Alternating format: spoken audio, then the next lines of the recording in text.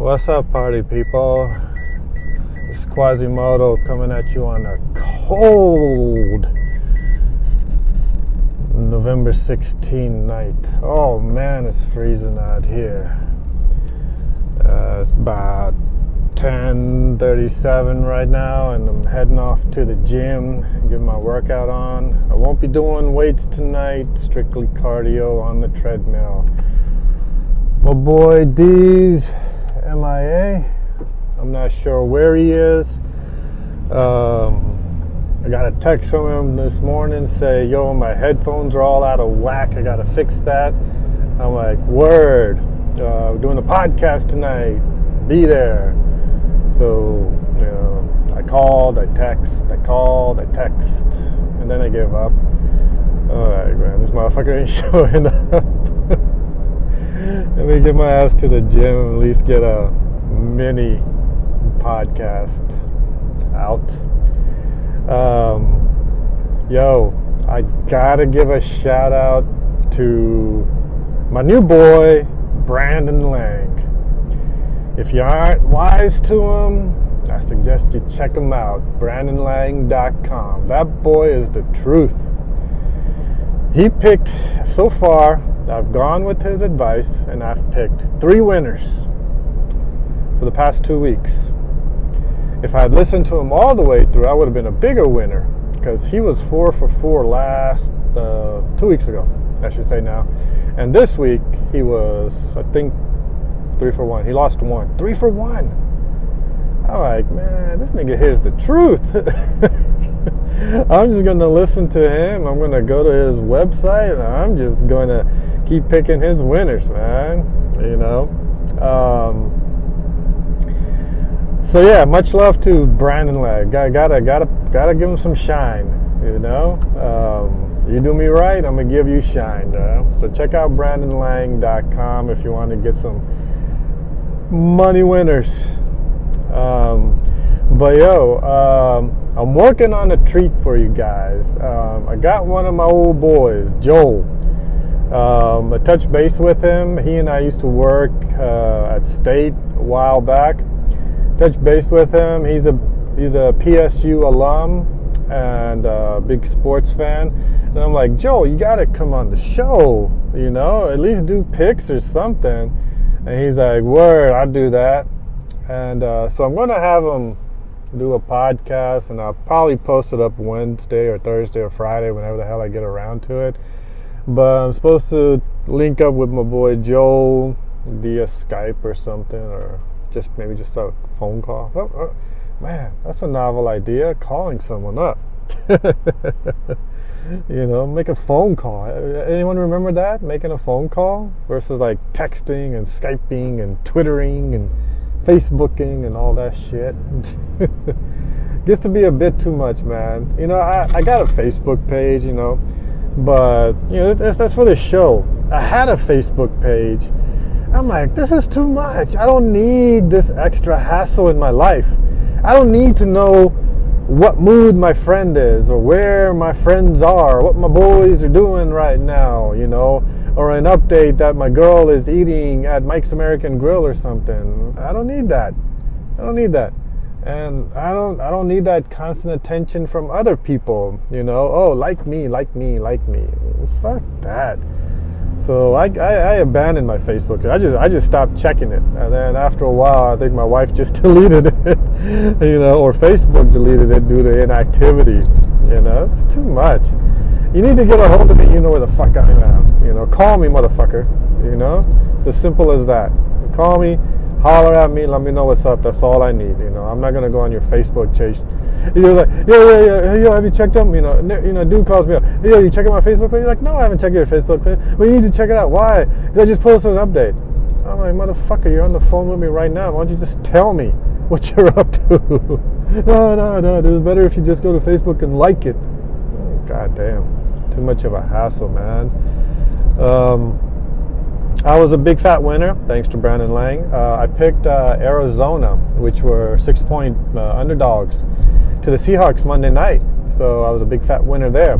I had a parlay going, but for some reason I included Mississippi State keeping it close with Alabama.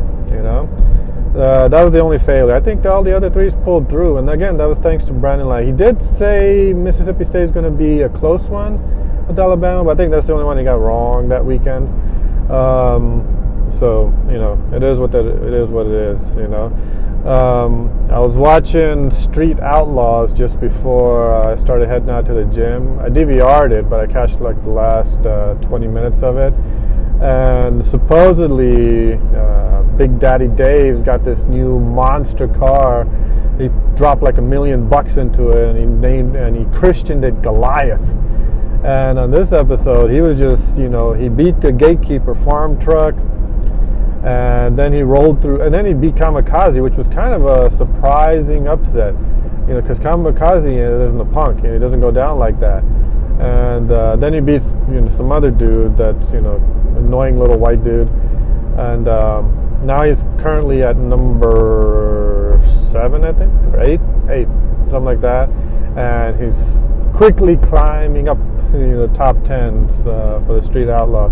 And I like that show. I like the racing, I like the cars, I like the attitudes, I like the comedy. It's high drama. I love it. I was watching, my wife and I was watching Big Boss. That's like a spin-off from the Big Brother series. You know, Big Brother, the series actually is created in the Netherlands, and just spun its way to, you know, rest of Europe, America with Big Brother, of course, Canada. I think they have one in Mexico, and I think it's called Little Hombre. But India, they got the show called Big Boss. I don't know why they call it Big Boss. I think the term Big Brother would just fly over a lot of those motherfuckers' heads. And what is Big Brother? My big brother is right here. What are you talking about, Big Brother? I don't even have a big brother. Who are you talking about, my big brother? So if you say Big Boss, I think everyone can relate to it. Big Boss, yes, Big Boss, Big Boss. I have Big Boss, my Big Boss, yes. Watching it this season, not really into it. I just like the yelling and screaming, because that's all those Indians do on the show. They eat and they yell at each other, right?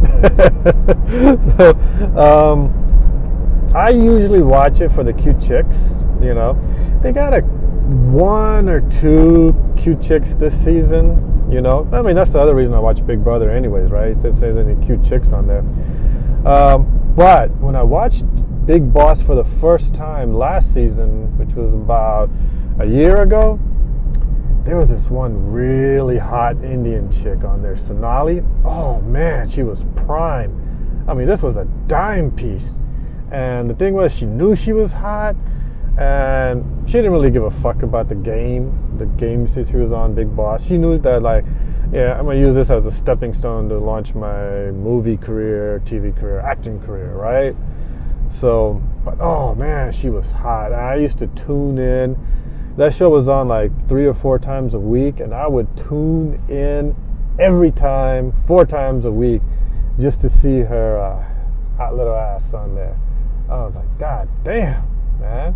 And then, of course, you know, I did the Googling and everything. She did like a semi-nude scene where she was, you know, like in a white sari, but no bra. And she wrapped a sari around her tits. And then, like, you know, in every typical Indian movie, the dude just, the director insists on, you know, the rainfall and getting the chick wet so you can have the see-through and whatnot. And I was like, oh shit, hot.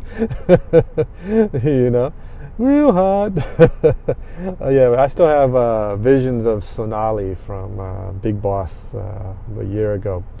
I would have to say, you know, in my top 5 or even top 10 list of babes, strictly based on race or ethnicity, I would say Desi chicks are my number 1 go-to.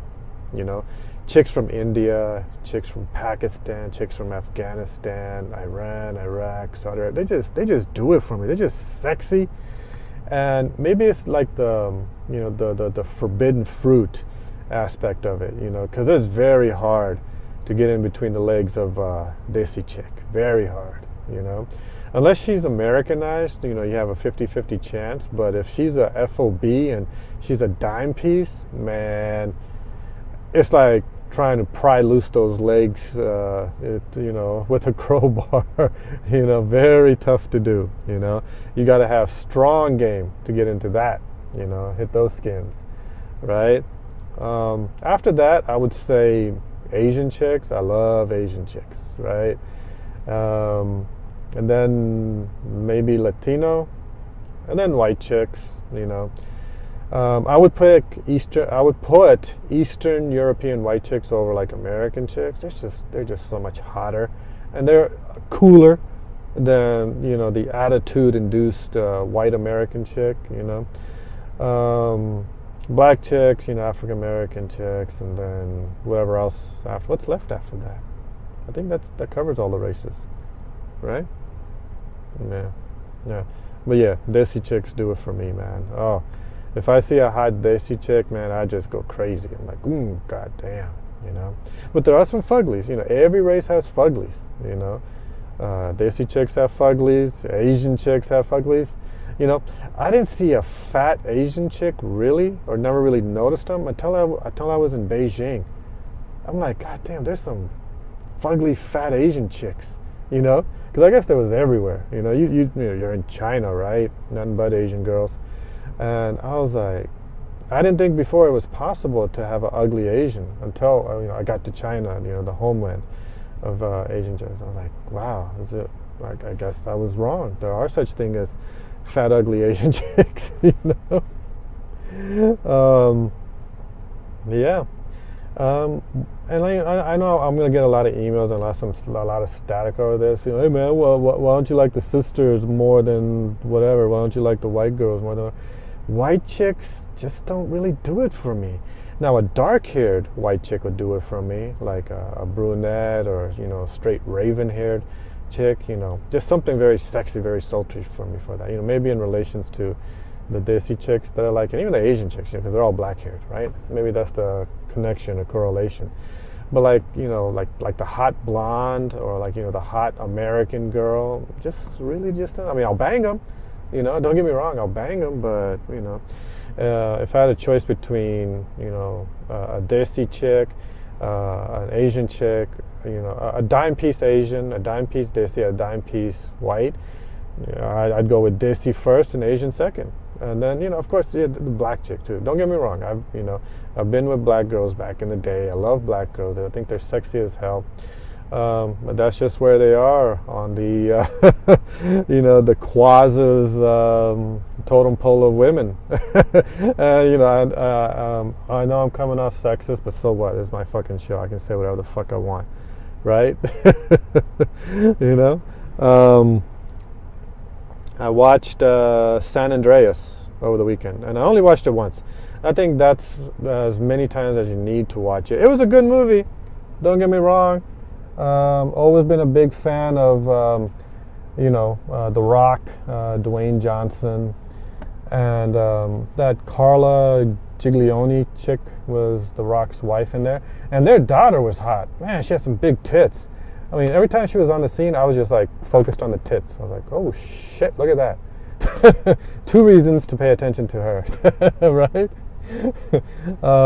The movie was great. I liked the you know, the action sequences. You know, it was a movie based on the San Andreas faults and earthquakes, and this was like a earthquake that was just continuous. You know, just continuous. It was just like, it started in like it crushed Hoover Dam in Arizona, and then it worked its way through South Los Angeles all the way up the San Andreas Fault to San Francisco. But yet these tremors would not end. You know, like a normal earthquake, and I've been through an earthquake in Afghanistan.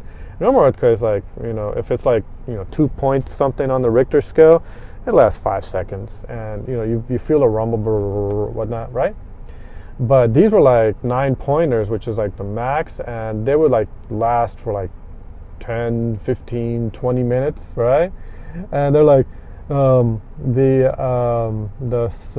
earthquake scientist, the guy from the Howard Stern movie, who played Pig Vomit. Yeah, he's a great actor, Paul Giamatti. And he was like, "This isn't the end of it. There's gonna be more. You know, get out while you can." You know, all the little catchphrase lines were in there, and whatnot. I mean, I like Giamatti. He's a hell of an actor. I loved him in Cinderella Man and other movies. I even liked him in Private Parts. You know, he did an outstanding job as Pig Vomit.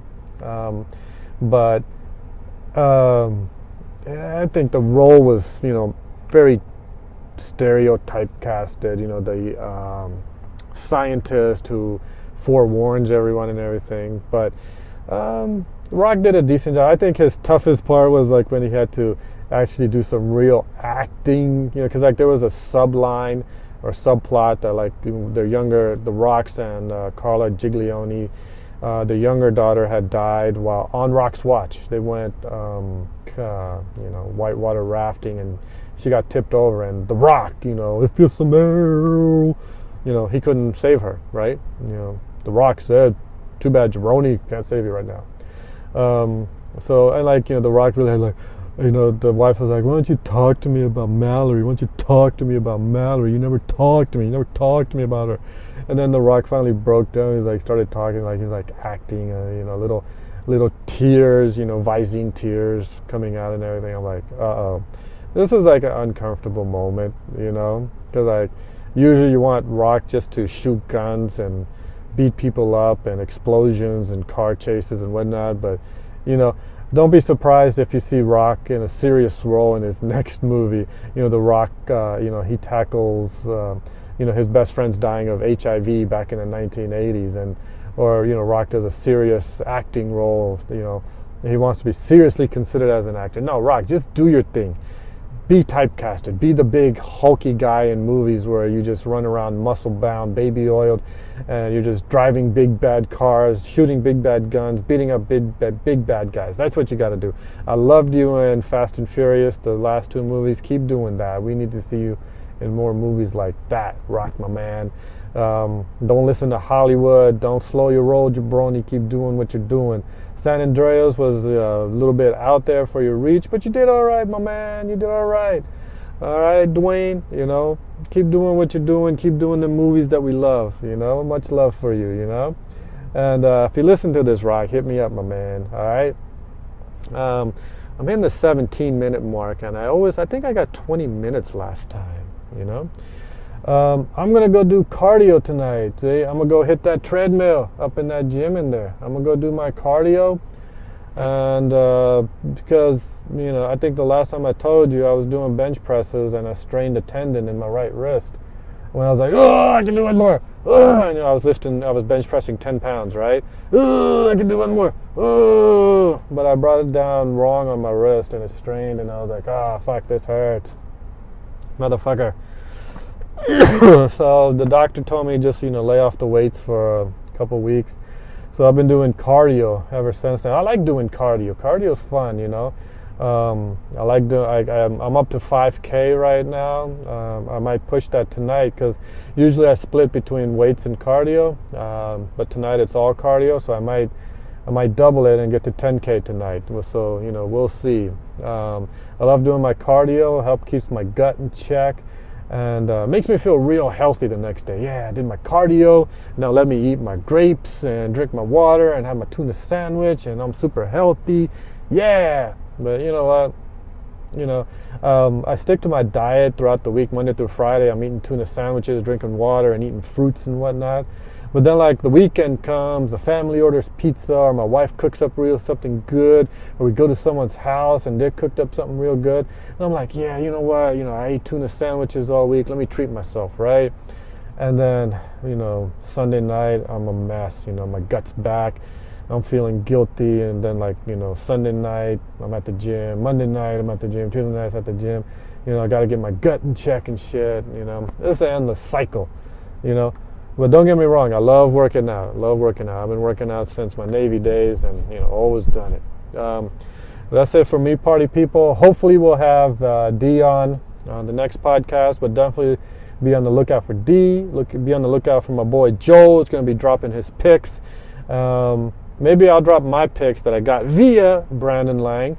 right before the weekend. But that's it for your boy Quaz. Thank you for listening. I see the viewer rates going up each and every podcast. Thank you for the love. Thank you for the emails. Keep sending them at quasimotoshow@gmail.com. Peace, people. I'm about to get my workout on.